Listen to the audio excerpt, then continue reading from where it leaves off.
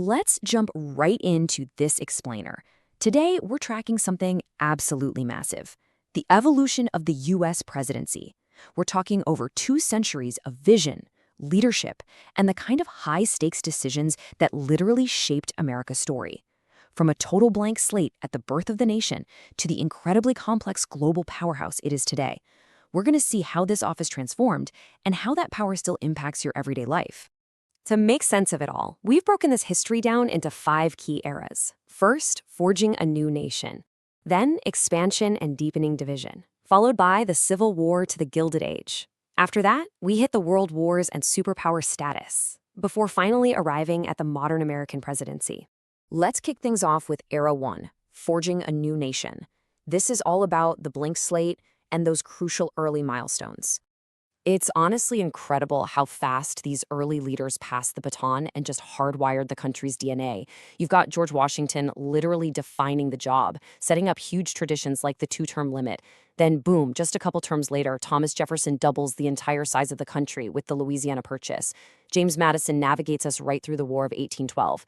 And by the time James Monroe steps up, he's basically telling Europe the Americas are totally off limits with the Monroe Doctrine. Talk about setting a baseline, right? Moving right along to Era 2, expansion and deepening division. We're going from manifest destiny straight into a looming crisis. Andrew Jackson is the perfect example of the extreme contradictions during this time. On one hand, you have the celebrated war hero, the quote-unquote people's president who massively expanded democracy. But on the flip side, his legacy is deeply controversial, mostly because of the brutal, forced removal of Native Americans. The office was definitely getting more powerful, but man, was it getting polarized. But then the expanding nation gets hit with a sudden shock. 31. That is exactly how many days William Henry Harrison spent in office. He gives the longest inaugural address in history, catches pneumonia, and dies. It's the shortest presidency ever, and a completely unexpected constitutional crisis right out of the gate. From there, we can basically track a direct domino effect, pushing the country straight to the brink. James K. Polk goes all in on expanding U.S. territory: Texas, Oregon, the Southwest, achieving manifest destiny. But grabbing all that land just set off a powder keg over the slavery debate. Millard Fillmore tries patching things up with the Compromise of 1850, but that included the incredibly controversial Fugitive Slave Act. Then Franklin Pierce backs the Kansas-Nebraska Act, making things even worse. And finally, James Buchanan just utterly fails to stop the Southern secession, dropping a massive existential crisis right into the lap of the next guy. Which brings us to Era 3, Civil War to Gilded Age, a time of preservation, reconstruction, and much-needed reform. And honestly, it is impossible to overstate the impact of the man who inherited Buchanan's mess. Abraham Lincoln's monumental and tragic presidency preserved the Union through its absolute bloodiest conflict.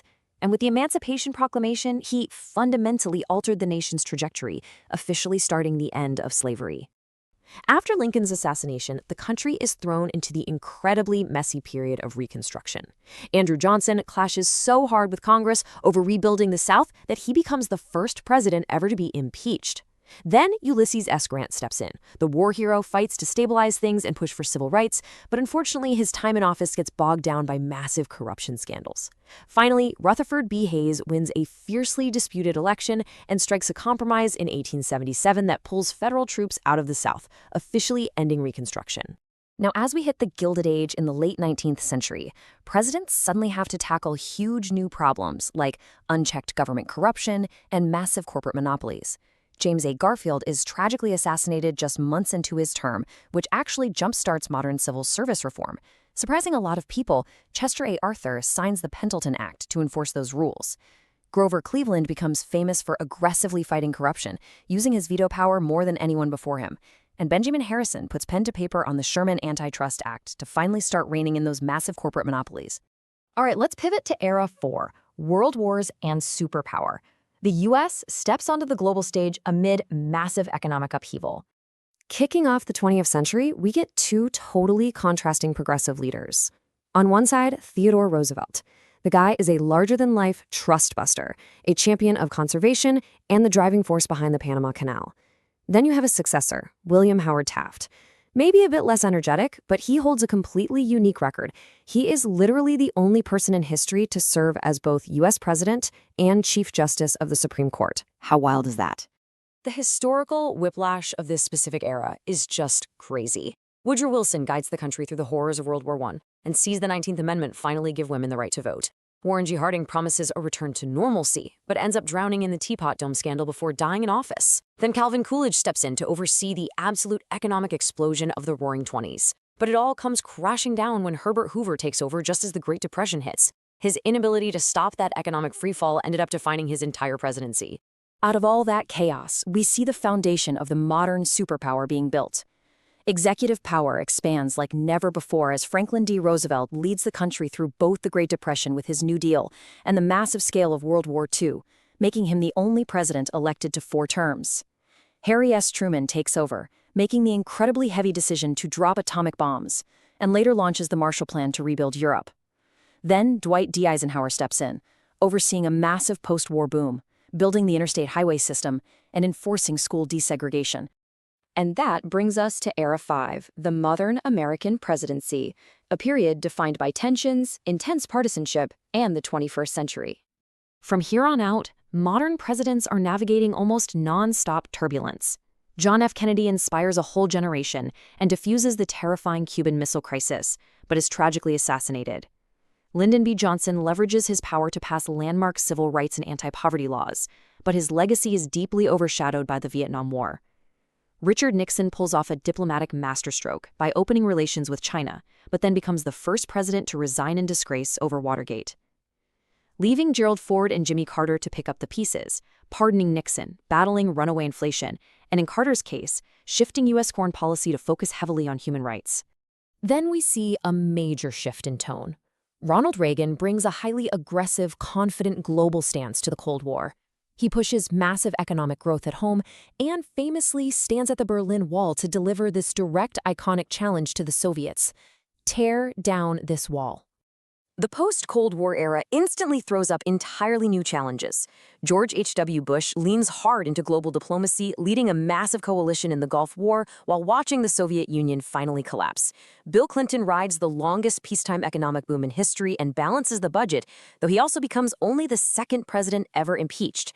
Then George W. Bush takes office, and his entire presidency is instantly reshaped by the devastating 9/11 attacks, leading directly to the wars in Afghanistan and Iraq. Looking at our most recent leaders, you can really see just how polarized the modern political landscape has become, with some vastly different agendas. Barack Obama makes history as the first African-American president, focusing heavily on diplomacy and passing the Affordable Care Act. Donald Trump shifts gears entirely with a strict America First agenda, cutting taxes and tightening trade while becoming the first president impeached twice amid deep national divides. Then Joe Biden steps in to steer the country through the COVID-19 pandemic, rejoining the Paris Climate Pact and pushing through major relief bills. Which brings us right up to the present day. 2025 marks a genuinely rare historical event. Donald Trump becomes only the second U.S. president in history, right behind Grover Cleveland, to win non-consecutive terms. His return revives that America First agenda, setting the stage for renewed, intense debates over trade, immigration, and just how far executive power can really go. We've just traced one heck of a journey. Seeing this office evolve from George Washington's blank slate into the complex, globally dominant force it is today is pretty mind-blowing. 2 centuries of decisions that literally built the world we live in right now. So I want to leave you with a question to chew on. Out of all these eras, the highs, the lows, the crises, which leader do you think has actually made the biggest impact on the life you're living today? Let that sink in. Thanks for joining me for this explainer, and I'll catch you next time.